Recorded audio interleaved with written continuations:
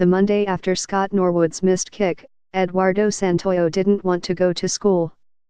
Crestfallen over the heartbreaking Super Bowl loss, the 12-year-old pleaded with his mother to allow an absence. His mother declined, and a teary-eyed Santoyo dragged himself to class. A scene common across western New York in the wake of the Bills' defeat in Super Bowl XXV was playing out 2,500 miles away, in a southern barrio of Mexico City. Santoyo's first Bills experience, his first NFL experience, came 3 years earlier when the Bills traveled to Cincinnati in the 1988 regular season. Santoyo understood little about the game on his television screen. Mexico was, and is, obsessed with football by a different spelling. The sport Mexicans like to differentiate to Americans as football soccer dominates the airwaves and playing fields, making it rare for a child such as Santoyo to be exposed to football americano. Despite not knowing the rules, Santoyo was instantly drawn to one aspect. The helmets, says Santoyo, who fell in love with the franchise the moment he saw the red and blue galloping buffalo. Very simple, the logo and colors made me a fan. Today, an insurance broker in Mexico City, Santoyo is part of a considerable Bills fan presence in Mexico. Though trailing the Cowboys and Steelers, Mexico's de facto national teams, in popularity, the Bills have staked a claim to a generation of Mexicans whose formative fandom years coincided with the team's Super Bowl runs of the early 1990s.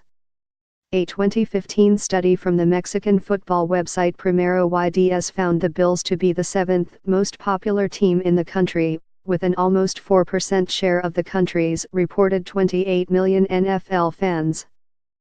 That same year, a Harris poll ranked Buffalo as America's 19th favorite team. Mexicans of an older generation gravitated toward the Cowboys, Steelers, and Raiders in the 1970s, and more fans under 30 root for the Patriots than any other team. The Patriots played the Raiders in Mexico City on November 19. For many Mexicans, now in their 30s, the team of choice was the Bills. With no physical or familial ties to Western New York, these fans have their own support groups, Bills Backers Mexico and Bills Mafia MX, to analyze team moves in their own language, plan where to watch the games and organize trips north to see the Bills in person. Bills Backers clubs seemingly have sprouted up everywhere in the United States. Moving to the central Mexican state of Querétaro in 2014, Dietmar Prinz joined the Bills Backers after struggling to find more than a handful of Bills fans to spend fall Sundays with. He watched as the organization blossomed from around 20 members in 2014 to an estimated 1,400 today. Through Facebook posts and Bills fan grapevine, the Facebook group took off. When you find one member, it is easier to find another, like the branches of a tree, says Prinz, who now is one of 5 administrators of the group's Facebook page. In Mexico during the early 1990s, 1 or 2 football games would be aired each week.